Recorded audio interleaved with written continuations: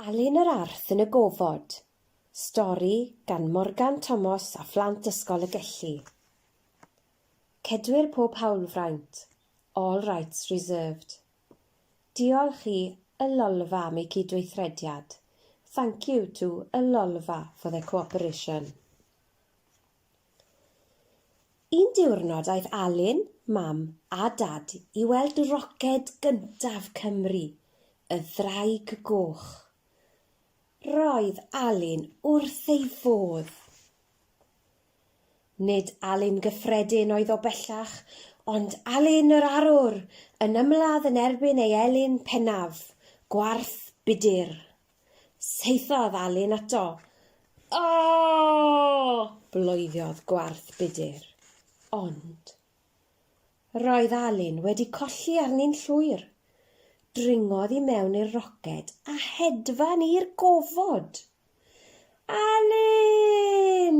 bloeddiodd mam a dad, ond roedd hi'n rhy hwyr. "Wii!" chwarddodd Alun. "Dyma hwyl!" Yna gwelodd Alun y byd a'r lleiad drwy ffenest y roced. "O na!" meddai Alun. "Bydd rhaid I mi droi nôl am adra." Ond crash! Tarodd y roced yn erbyn comed a oedd yn teithio ar wyb. "O na!" meddai Alun. "Mae'r roced wedi mynd yn sownd." Aeth Alun allan o'r roced yn ofalus I edrych o gwmpas y gomed. "Gobeithio bod ffordd I ddianc o fan hyn," meddyliodd. Ond doedd dim I weld ar y gomed.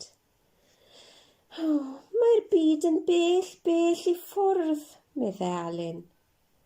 Roedd e'n dechrau hiraethu am mam a dad a'i gartref Clyd. Ond dyna sioc a gafodd Alun pan ddychwelodd at y roced. Roedd hi wedi cael ei thrwsio a'i gwella. "Beth ar wyneb y ddaear sydd wedi digwydd?" meddyliodd Alun. Yna cofiodd Alun, doedd o ddim ar y ddaear. Roedd y tŷ mewn i'r roced wedi ei draws newid hefyd. "Pwy yn y byd wnaeth hyn?" meddai Alun. Yna cafodd yr ateb. Bloeddiodd Alun. Bloeddiodd y bobl bach gwyrdd. Roedd Alun wedi gweld pobl bach gwyrdd ar y teledu. "My name is Alun," meddai'n araf. "I am from Wales on Earth." Edrychodd y bobl bach gwyrdd yn rhyfedd arno. "Cymraeg yw iaith y gofod. Wyt ti'n siarad Cymraeg?" "Wel, ydw siŵr," atebodd Alun yn falch, a daeth pawb yn ffrindiau. Eglurodd y tri pam ei bod nhw ar y gomed. "Wrth fynd am dro drwy'r gofod, tarodd ein llong ofod ni hefyd yn erbyn y gomed yma. Os awn ni at I adren dy roced di, a gawn ni fynd adren ddi wedyn?" Cytunodd Alun yn syth, a chyn pen dim roedd pawb yn teithio ar frys tuag at gartref Alun. "Wii!" bloeddiodd pawb. Crash! Glaniodd y ddraig goch yn yr ardd. Roedd mam a dad wedi dychryn. Ond roedd y ddau wedi gwirioni o gael Alun yn ôl yn saff. "Mam, Dad, dyma fy ffrindiau newydd," meddai Alun.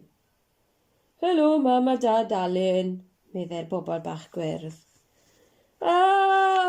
Bloeddiodd mam a dad. Ond cyn bo hir, daeth pawb yn ffrindiau mawr. "Diolch am y bwyd a'r diod," meddai'r bobl bach gwyrdd yn gwrtais.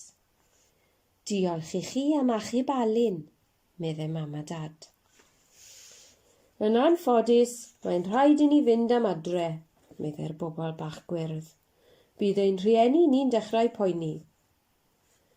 "Hwyl fawr, tan y tro nesaf," meddai Alun. Roedd e wrth ei fodd a'i ffrindiau newydd, y bobl bach gwyrdd.